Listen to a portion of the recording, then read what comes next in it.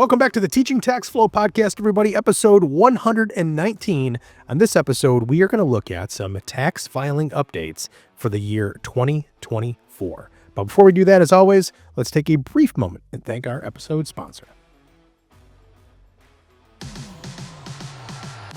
Hi, Chris Picciurro here, founder of Teaching Tax Flow, co-host of the Teaching Tax Flow podcast, and pickleball enthusiast. Yes, if you listen to the podcast, you know almost every episode we talk about pickleball, the most popular and growing sport in America. We have tons of opportunities for paddles and pickleballs, but we don't have a lot of great gear on the market. Well, I'm so excited to announce that Sunsets and Dinks are now a sponsor of the Teaching Tax Flow podcast and produce amazing gear, not only to look at, but you feel confident on the court.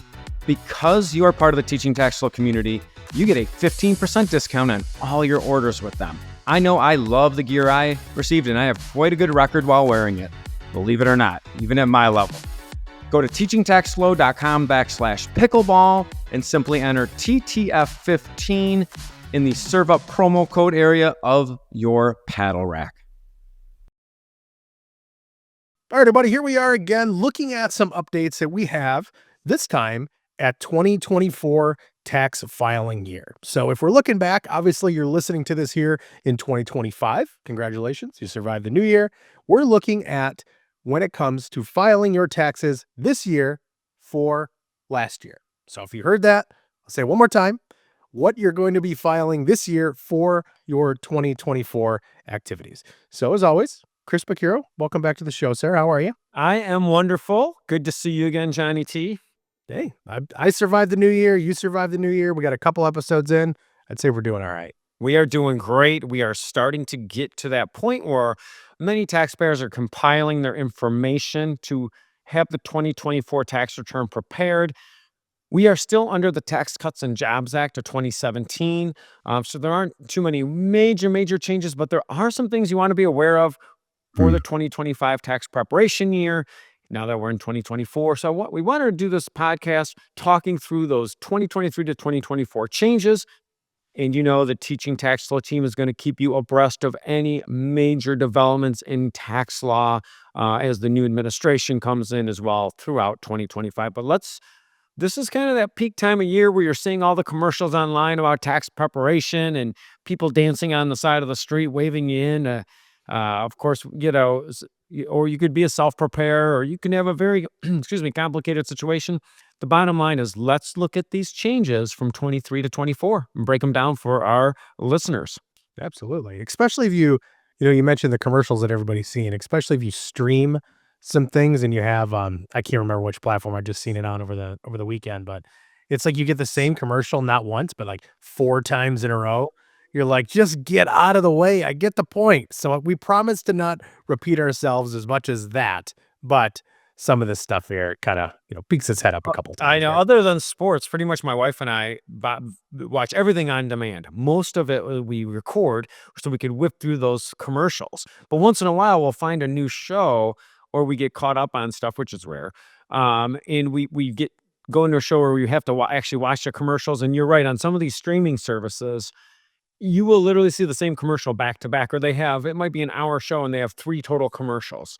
They just, it's funny though, because then we kind of make a joke of it and say, well, wait a second. Why is every commercial about some type of weight loss thing? It's like, are we the really target market of who they're trying to right. Connect? Well, the good thing about it, at least what we're talking about here applies to everybody, as long as you pay taxes in the country. So this does apply to everyone. So let's start off with the first one is going to be adjustments to the standard deduction. So married filing, we know that and there's an episode on itemized deductions versus standard deduction, where we know that everyone's entitled to a standard deduction on their tax return. And if your itemized deductions, which are reported on Schedule A, exceed the standard deduction, then you should take the itemized deductions. That being said, the standard deduction with Tax Cuts and Jobs Act got significantly raised, and now it's at the highest level that I've ever seen, maybe in history. It's probably the highest level ever. I mean, for married filing jointly, your standard deduction is $29,200. That's up from 27.7 in 2023. Single filers are at 14.6 or half that, and head of household 21,009. So those increases were pretty significant. Typically, these a lot of the adjustments that we're talking about and changes are linked to cost of living adjustments. We did see a lot more inflation in 2024, and some of these things are reflected in that. And Chris, before we go on to another one too, just to clarify for some people that may have, not listened to every show that we've done. If you haven't, shame on you. We should be following this. But what exactly, so we mentioned married, filing jointly, single filers, and head of household. What exactly qualifies as a head of household when it comes to filing? Typically, a head of household is going to be someone that is unmarried, yet has a qualifying dependent. Um, and it doesn't necessarily have to be a child. It actually could be a parent in some Mm. situations, but the vast majority of head of household is going to be someone that's unmarried, and they have a dependent. So, Excellent. typically, it's going to be a child. Mhm. For sure. Yeah, absolutely. So you see these standard deductions getting higher. We also saw the tax brackets adjusting, right? So 37%, what's this? Because there are tons of tax brackets. And John, one of the most important things we talk about is your marginal tax rate is more important than your tax bracket. But let's just talk that 37% tax bracket, which is the highest tax bracket, now gets triggered for single filers at anything over $609,000, up from 578,000 ish in 23, and 731,000 for married couples filing jointly, up from 693. So again, those are pretty big jumps. Hmm. In really, it's related to the related to the inflation situation. And over history, I don't know the answer to this one, but I feel like at least in recent history, we've always seen increases in those. Have there ever been times previously that you know of where it's gone down? I've never, not that I know of. Hmm. I just I thought don't of know if that. it's I going mean, on. Maybe it's stayed consistent, but that's a good question. Probably, but no, not to my memory where that's actually gotten decreased. Now, if Tax Cuts and Jobs Act gets reduced or does go away, which it's scheduled to, then we're going to see the standard deductions go back down to pre-Tax Cuts and Jobs Act levels. But you would also have some other deductions. Then you would see more people itemizing, and the state and local income tax might be more generous. So. Now, another thing we talk about is the 1099K. Now, I'm very privileged to be part of the National Association of Tax Professionals and be one of the tax season update instructors. And I've had, it was really humbling and an honor to be able to teach hundreds of other tax professionals this last winter. One of the things we talked about was the 1099K threshold changing. I call this the Taylor Swift rules, right? And maybe it's not appropriate because her her concerts or her tour is gone. So maybe I'm going to change this to the Cub Scout parent rule. What do I mean by that? Well, John, when we go to the grocery store, and I was a Cub Scout for many years, the Cub Scouts sell popcorn, right? And that's one of their fundraisers. You could say the Girl Scouts sell cookies. And what happens a lot of times is that one of the leaders in the den or the pack or whatever the group will purchase all that popcorn. But when you're going in to purchase, the popcorn or the cookies in Kroger, they just say, "Hey, just Venmo me."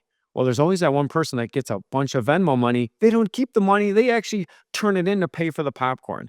The point is, they might get a 1099K, and it might look like they're in some type of business because now they are receiving more than the limit allowed before you get issued a 1099K. So in 2023, there's been a lot of activity with this rule.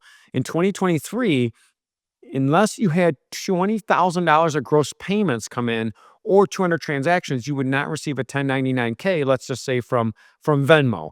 This goes for all third-party payment organizations, which is going to be Venmo, Etsy, PayPal. But let's just say Venmo, okay? That threshold for 2024 gets reduced down to $5,000, and it doesn't matter how many transactions. So 20,000 is a lot, but a whole pack of Cub Scouts could easily generate more than $5,000 worth of popcorn sales. And let's say, John, you're that person that's collecting all the money and sending it off. You're going to get a 1099K from those popcorn sales. hmm. And And there's now so you've many got to scenarios deal where with that would it. happen. I mean, that could be like Oh, office Christmas parties, uh, bridal showers, Bridal shower. anything. Think about this, John. Think about it like, and this is for the year. Think about a situation where, yeah, concert tickets. That's why I always call it Taylor Swift. Um, let's say a buddy of mine, I was very fortunate. There's 8 of us that went on a pickleball trip, and one of the guys rented the house, created everything, and I think it was like $1,100 a guy. Right? There's 8 of us. We all Venmoed him 11. He didn't make any money on this. So last year, he probably was okay. If we did that in 20, or I'm sorry, for 23, that happened in 24. He's going to get a 1099K from Venmo. Mhm. Oh, and he's a good friend of mine too. Then he's gonna And call you for yeah, advice, ask you what to do. It's like but he's actually a CPA also, so oh, he'll know what to do. But the thing is, and that's actually a great topic, John, for some content on our YouTube channel. What to do when you get a 1099K and you're not in business. Right? So there are specific reporting guidelines, but you don't want to ignore it. You have to, you need to report this. So you're going to get a letter from the IRS, most likely, what's called a CP 2000. So if you're not in, so yeah, actually, you just motivated me. I'm going to add that to some of our content. But if you get a 1099K and you're not in any type of business, it was a kind of an innocent situation where you're, yeah, collecting money for concert tickets, travel, bridal party, um, then definitely talk to your tax professional and do not ignore that. So be aware of that rule and don't be alarmed. The rule changed. So that's why we're doing the podcast, John. That's why people want to listen to this podcast. probably be a lot of people getting those, when your favorite football team, the Detroit Lions, go to the Super Bowl, they're Oh gonna boy. be Well, be think about, slinging some tickets. well, of course we don't advocate any type of any type of illegal activities, but think about squares for football. Mhm. Fantasy football. Now, a lot of times there's apps that can help you out with that. But anyway, so 1099K rules change significantly. A lot of people in the accounting community, and I believe the IRS, would like to see the $20,000 limit be in place because it just creates a bunch more reporting. Now, that limit was $600 at one point, by the way. So, well, so what else has changed? Well, now, this one kind of touches on people that own a business or people that are self-employed. Bonus depreciation percentage got reduced from 80% to 60%. It's scheduled to phase out to 40% this year, 20% in 26, and then it goes bye-bye. Now, we do anticipate there might be some movement with this rule with the new administration. But bonus depreciation is the backbone for cost segregation studies. It's the backbone for being able to deduct fixed asset purchases for business owners. So right now, bonus depreciation is at 60% for 2024. Assets placed into service in 24. There was 80% in 2023. So definitely go back, listen to that cost segregation study content. Check out the YouTube channel. I know I sound like a walking commercial. We do have many lessons on bonus depreciation, but be aware that that went down to 60% here. That could change, but it went down to 60%. So another change, kind of on the opposite spectrum of the 37% marginal the tax bracket, is the earned income tax credit. So the earned income tax credit is a credit out there for people that are at a lower taxable income situation. Um, the vast majority of them have dependents, but not all of them. And ultimately, it's a non-refund or it's a refundable credit, meaning even if they don't have the tax, they can get that credit to really help them with their living expenses. And the maximum went from $7,430 in 23 all the way up to $7,830 for 2024. So that's a pretty big jump as well. An earned income credit kind of works like a bell curve. Like you start qualifying at a certain amount of income, it peaks out and then it phases down. So this is this earned income tax credit is for designed for households in that lower taxable income situation that typically have dependents, but you don't have to have dependents. Hmm. Yep. So it's and And I that's know that was again one a of the acronyms refundable that credit. we've mentioned around a couple of times, the IETC. Yeah, yeah. Well, yeah. There's all these acronyms, John. When you feel The EITC. I messed that one up. well, yeah, that's EIC. Some people call it earned income credit, EIC. Some people call it EITC. Then we had the ERC, remember the employee retention credit, or the ERTC, the employee retention tax credit. But this has been around for a long time. It's the earned income credit or earned income tax credit. Um, we talk a lot about estate and gift taxes in the teaching tax law community. We know that with the Tax Cuts and Jobs Act scheduled to go away, the estate tax exclusion is going to get significantly reduced. So anyone who has a significant amount of assets, you definitely want to be talking to your estate planning attorneys in 2024, in my opinion. The annual gift tax exclusion increased from 17,000 to 18,000. That means, John, when you and your wife are feeling benevolent, you could each give myself, my wife, and all of our kids $18,000 each and pay no tax. We pay no tax, and it's not even reportable. That's Hmm. that annual gift tax exclusion. Okay. If, John, when you're feeling generous, if you say, you know what, I'm going to give you and your wife and kids $20,000 each, and so will your wife, at that point, the amount that is above the annual gift tax exclusion does start working against your lifetime estate tax exclusion. That went from 12.9 million to 13.6 million dollars. So this is by far the largest estate tax exclusion amount that I've ever seen. There was one gap year, I think it was 2010. I believe it's the year that George Steinbrenner passed away, where we had a gap where we had no estate tax. So this is the estate taxes up to $13.6 million. If you give away more than your annual gift tax exclusion, you start chipping away at that amount. So if you're in that situation where you're doing some estate planning, definitely talk to a estate planning attorney and your tax professional to do that proper planning, because we are right now in the highest estate tax exclusion era ever.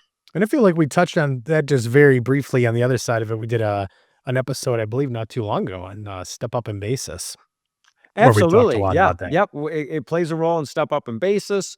We're going to have some additional content coming down the road talks about, that talks about estate planning and something called DSUE, which is the deceased spousal unused exemption. But yeah, absolutely. There's some opportunities there for people that are either that want to do some estate planning, and right now they're locking in to a good situation. So that wealth transfer planning right now is a good time to consider that. Yeah. Now, so those are the main changes. Were some changes with Secure 2.0 with employers that have retirement plans that you want to be aware of. But because you know what, even though the holiday season's over, we're feeling benevolent.